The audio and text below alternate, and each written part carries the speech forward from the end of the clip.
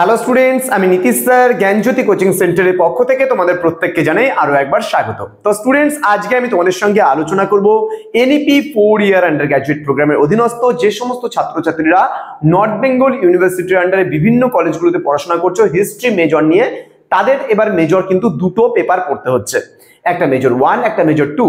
তো আজকে major 1 suggestions নিয়ে আমি আলোচনা করব এবং এই সাজেশনসে আমি আলোচনা করব তোমাদের সঙ্গে 3 মার্কসের 6 মার্কসের এবং 12 মার্কসের সাজেশনস গুলো নিয়ে, একেবারে 100% কমন সাজেশনস গুলো নিয়ে আলোচনা করব। ভিডিওটি শুরু করার পূর্বে তোমাদেরকে বলে রাখি, যারা এখনো পর্যন্ত আমাদের অফিশিয়াল ইউটিউব চ্যানেলটিকে সাবস্ক্রাইব করনি তারা অবশ্যই চ্যানেলটিকে সাবস্ক্রাইব করে পাশে থাকা বেল আইকন অল প্রেস করে দাও এবং তোমাদের বন্ধুদের সঙ্গে আজকের এই ক্লাসটি অবশ্যই শেয়ার করে দাও যেন প্রত্যেকের কাছে এই ক্লাসটি পৌঁছতে পারে। এবং তোমরা যারা ভাবছো যে আমাদের কাছে অনলাইনে নোটস নেবে এবং ক্লাস করবে তারা অবশ্যই যোগাযোগ করো আমাদের অফিশিয়াল নাম্বার 6295916282 এবং 7076398606 নম্বরে। তোমাদের টোটাল কোর্স ফি রয়েছে, যারা মেজরে রয়েছে মেজর কোর্সের জন্য কিন্তু রয়েছে 999 রুপিসের বিনিময়ে তোমরা পুরো অল সাবজেক্টস কিন্তু পাচ্ছ আমাদের কাছ থেকে। এবং যারা এমডিসি অর্থাৎ মাল্টিডিসিপ্লিনারি কোর্স নিয়ে পড়াশোনা করছো, পাস কোর্স নিয়ে, তাদের ক্ষেত্রে আমাদের কোর্স ফি কিন্তু 599 রুপিস, পুরো 5টা সাবজেক্টের পুরো প্যাকেজিং। তো দেরি কিসের, আজই যোগাযোগ করো আমাদের সঙ্গে এবং যুক্ত হয়ে যাও আমাদের জ্ঞানজ্যোতি কোচিং সেন্টারের সমস্ত নোটসপত্র পেতে। চলো শুরু করছি আজকের ক্লাসটা। মেজর মানে তোমার 1 তোমাদের যেটা রয়েছে সেটাতে কি কি তোমাদের পড়তে হবে কোশ্চেন্স গুলো নিয়ে আলোচনা করছি। প্রথম প্রশ্ন, হোয়াট ইজ হিস্ট্রি, মানে ইতিহাস কাকে বলে। পরবর্তী প্রশ্ন, mention 2 reasons why history is called a science, কেন ইতিহাসকে বিজ্ঞান বলা হয়। পরবর্তী প্রশ্ন, what do you mean by the ancient concept of history, মানে প্রাচীন ধারণা, ইতিহাসের প্রাচীন ধারণা। Write a short note on Herodotus, Herodotus সম্পর্কে একটি ছোট্ট টিকা লেখো। What is the historical significance of Purana, পুরাণের হিস্ট্রিক্যাল ইম্পর্টেন্স বা সিগনিফিকেন্স কি রয়েছে।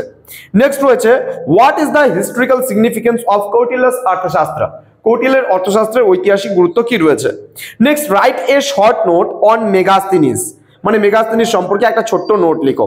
দেন বলছে write a note on Allahabad Prashasti, Allahabad Prashasti সম্পর্কে একটা টিকা লিখতে বলেছে। Then write a short note on the importance of coins as source of ancient Indian history, মানে প্রাচীন ভারতের ইতিহাসের উপাদান হিসাবে মুদ্রার গুরুত্ব কতখানি। পরবর্তী প্রশ্ন, write the historical importance of Kalhana's Rajatarangini, মানে কলহনের রাজতরঙ্গিনী সম্পর্কে টিকা লিখতে বলা হয়েছে। ঠিক আছে। নেক্সট প্রশ্ন, what was the limitations of Literary sources of ancient Indian history, মানে সাহিত্যিক উপাদানের ত্রুটিগুলো কি রয়েছে সেগুলো সম্পর্কে আমাদের লিখতে বলেছে। Next, discuss the importance of epics as source of ancient Indian history, অর্থাৎ মহাভারত যে এপিক্স মানে রামায়ণ আর মহাভারত সম্পর্কে মহাকাব্য, এপিক্স মানে হচ্ছে মহাকাব্য, সেই মহাকাব্যের মানে ইতিহাসের উপাদান হিসেবে মহাকাব্যের গুরুত্ব কতখানি সেটা লিখতে বলেছে। Then define prehistoric age, prehistoric age মানে প্রাগৈতিহাসিক যুগ। দেন বলছে write a short note on the rock paintings or rock art of ancient India, মানে এখানে বলছে যে প্রস্তর চিত্র সম্পর্কে আমাদের লিখতে বলেছে বা প্রস্তর চিত্রকলা। Then define protohistoric age মানে প্রায় ঐতিহাসিক যুগ। দেন বলছে ভীমবেটকা সম্পর্কে টিকা, write a short note on Bhimbetka. Then write a short note on Mesolithic sites, অর্থাৎ মধ্যপ্রস্তরকালীন যে সাইটস গুলো বা কেন্দ্রগুলো ছিল সেগুলো। Then write a short note on Neolithic revolution, মানে নব্যপ্রস্তরকালীন বিপ্লব বলতে কি বোঝো। দেন বলছে what do you mean by dolmen, dolmen বলতে কি বোঝো। নেক্সট রয়েছে right a note on the Neolithic sites, Neolithic sites গুলো সম্পর্কে আমাদের লিখতে বলেছে। Then Harappan seal, write a short note on Harappan seal.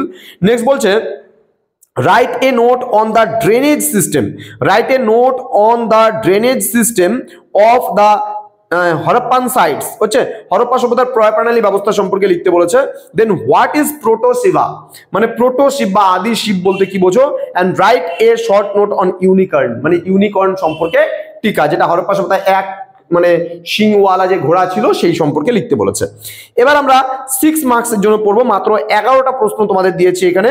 Mention the ancient concept of Indian history, মানে আমাদের ভারতের ইতিহাসের প্রাচীন ধারণা সম্পর্কে লিখতে বলেছে। Write a note on epigraphy and numismatics, মানে এখানে এপিগ্রাফি এবং নিউমিসমেটিক্স সম্পর্কে লিখতে বলেছে। দেন বলছে discuss the importance of numismatic sources, অর্থাৎ মুদ্রার যে গুরুত্ব সেই গুরুত্ব কতখানি সেটা সম্পর্কে আমরা পড়বো। দেন বলছে write a note on Palaeolithic and Mesolithic tools, মানে প্রাচীন প্রস্তর যুগের এবং মধ্য প্রস্তর যুগের হাতিয়ারগুলো সম্পর্কে আমাদের লিখতে বলেছে। Then write a short note on megalithic cultures, megalithic সংস্কৃতি সম্পর্কে আমাদের পড়তে হবে।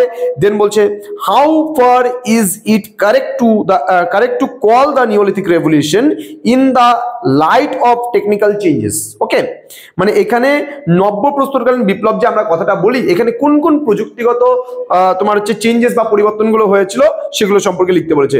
Discuss the economic structure as prevalent during the Harappan period. Okay, এখানে হরপ্পা সভ্যতার সময়কালে কোন কোন ইকোনমিক স্ট্রাকচার অর্থাৎ যে অর্থনৈতিক যে পরিবর্তন, সেই পরিবর্তনগুলো কি কি হয়েছিল। Give an account on the Harappan trade, মানে হরপ্পা সভ্যতার বাণিজ্য সম্পর্কে লিখতে বলেছে। Then discuss the social structure as prevalent during the Harappan period, অর্থাৎ কোন কোন সামাজিক পরিবর্তনগুলো হয়েছিল হরপ্পা সভ্যতার সময়কালে। Discuss the crafts of the Harappan civilization, মানে হরপ্পা সভ্যতার যে কি বলবো ক্রাফট সম্পর্কে আমাদের এখানে লিখতে বলেছে। Then discuss the art and architecture of the Harappan civilisation, Harappa সভ্যতার যে স্থাপত্য শিল্প রয়েছে সেটা সম্পর্কে লিখতে বলেছে। এবার আমরা নিয়ে আসবো 12 নম্বরের যে প্রশ্নগুলো আমাদের পড়তে হবে সেগুলো সম্পর্কে। Discuss the definition and evolution of the concept of history, খুব ভালো করে পড়বা। Then discuss about the principles of teaching history. Then write an essay on the importance of literary sources for the study of ancient Indian history. Then write an essay on the importance of archaeological sources for the study of ancient Indian history, মানে প্রাচীন ভারতের ইতিহাস রচনার ক্ষেত্রে সাহিত্যিক উপাদানটাও পড়বা, আবার প্রত্নতাত্ত্বিক উপাদানটাও কিন্তু খুব ভালো করে পড়বা। ওকে, দেন বলছে describe the importance of sources for the reconstruction of ancient Indian history। এই যে প্রশ্নটা 5 নাম্বার, মানে 3 নাম্বার আর 4 নাম্বার প্রশ্নটা অ্যাড করলে পরেই কিন্তু 5 নাম্বার প্রশ্নটা হয়ে যাচ্ছে, অর্থাৎ এখানে প্রাচীন ভারতের ইতিহাস মানে ইতিহাসের পুনর্গঠন সম্পর্কে লিখতে বলেছে। হ্যাঁ, পরবর্তী প্রশ্ন। আচ্ছা, এই যে প্রশ্নটা আমি তোমাদের বললাম সাহিত্যিক উপাদান প্রত্নতাত্ত্বিক উপাদান, এটা কিন্তু মেজর পেপার 2 এর জন্যও কিন্তু গুরুত্বপূর্ণ, মেজর 2। ওকে, আচ্ছা, তারপরে প্রশ্ন। Then write an essay on Paleolithic cultures of Indian subcontinent, মানে প্রাচীন প্রস্তর যুগের যে বৈশিষ্ট্যগুলো রয়েছে সেগুলো সম্পর্কে পড়বে। দেন বলছে discuss the features of mesolithic cultures in Indian subcontinent with special reference to the rock art, অর্থাৎ এখানে মধ্যপ্রস্তরকালীন সংস্কৃতি সম্পর্কে তোমরা অবশ্যই পড়বা, তার বৈশিষ্ট্যগুলো কি কি রয়েছে সেগুলো। And discuss the features of neolithic cultures, মানে নব্যপ্রস্তরকালীন মানে যুগের বৈশিষ্ট্যগুলো সম্পর্কে এখানে লিখতে বলেছে। অর্থাৎ প্রাচীন প্রস্তর যুগ, মধ্যপ্রস্তর যুগ এবং নব্যপ্রস্তর যুগ, তিনটারই বৈশিষ্ট্য পড়বা, তিনটের মধ্যে কিন্তু একটা আসার সম্ভাবনা প্রবল রয়েছে। পরবর্তী প্রশ্ন। Discuss the major features of town planning as seen in the Harappan civilization, মানে হরপ্পা সভ্যতার যে নগর পরিকল্পনা, সেই নগর পরিকল্পনা সম্পর্কে আমাদের লিখতে বলেছে। Then discuss about the characteristics of Harappan civilizations. Then trace the origin of the Harappan civilization, এটাও পড়বে। নেক্সট বলছে what were the religious beliefs and practices of Harappan people, Harappa সভ্যতার ধর্মীয় রীতিনীতি, খুবই গুরুত্বপূর্ণ প্রশ্ন, একবারে 100% কমনের প্রশ্ন এটা। দেন বলছে enumerate the problems of urban decay of Harappan civilization, মানে হরপ্পা সভ্যতার পতনের কারণ। And discuss about the legacy of Harappan civilization, মানে হরপ্পা সভ্যতার উত্তরাধিকার সম্পর্কে লিখতে বলেছে। এই কয়েকটা প্রশ্ন পড়লেই তোমাদের কিন্তু মেজর পেপার 1 এর জন্য পুরো 100% কমন তোমরা পাচ্ছ। এর পরবর্তী ক্লাসে আমি মেজর পেপার 2 সম্পর্কে আলোচনা করব এবং তারপরে নিয়ে আসবো লাস্ট মিনিট সাজেশন। তোমরা এই কয়েকটা দিন তোমাদের হাতে সময় আছে, পুরোপুরি 7 দিনের মতো, 7 দিনও মনে হয় মেবি নেই আর খুব সম্ভবত পরীক্ষার।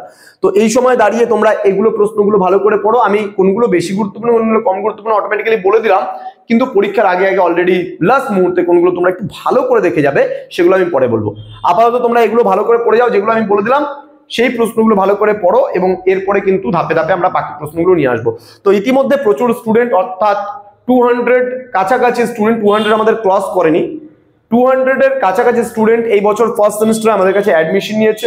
যারা মেজর নিয়ে পড়ছে তাদের কোর্স ফি হচ্ছে 999 রুপিস, এবং এমডিসি যারা মাল্টিডিসিপ্লিনারি কোর্স অর্থাৎ পাস কোর্সে রয়েছে নর্থ বেঙ্গল ইউনিভার্সিটি আন্ডারে, তাদের কোর্স ফি কিন্তু 599 রুপিস। তো যারা ভাবছো এখনো আমাদের সেন্টারে জয়েন করবে তারা অবশ্যই কন্ট্যাক্ট করো আমাদের সঙ্গে 6295916282 এবং 7076398606। তো তোমাদের সবচেয়ে বিশ্বস্ত একটা শিক্ষা প্রতিষ্ঠান আমরা বলতে পারি আমাদের জ্ঞানজ্যোতি কোচিং সেন্টার, কারণ সেখানে মানে এখান থেকে ছাত্রছাত্রীরা বহুভাবে কিন্তু উপকৃত হয়েছে। তো তোমরাই বলবে, তোমরা ইউটিউব চ্যানেলে আমাদের কমেন্টস গুলো দেখো, স্টুডেন্টদের প্রতিটা ভিডিওতে, যারা থার্ড সেমিস্টারের পরীক্ষা অলরেডি হয়ে গেছে প্রত্যেকটা ভিডিওতে গিয়ে দেখো সেখানে ছাত্রছাত্রীরা কি কমেন্ট করেছে, তোমাদের সিনিয়র দাদাদিরা কি কমেন্ট করেছে, তারপরে আসো। আর একটা জিনিস মনে রাখবা, যদি আমরা নেই একটা স্টুডেন্টের থেকে একবারই নিতে পারবো, তো এমন কোনো বেশি অ্যামাউন্ট আমরা রাখিনি, তোমরা ট্রাই করে দেখতে পারো। আমি বলছি কোনোদিনও তোমরা নিরাশ হবে না। চলো দেখা হচ্ছে খুব তাড়াতাড়ি আর একটা নতুন ভিডিও নিয়ে তোমাদের সঙ্গে। তোমরা প্রত্যেকে ভালো থেকো, সুস্থ থেকো, আর পরীক্ষার জন্য প্রত্যেককে all the best. Thank you.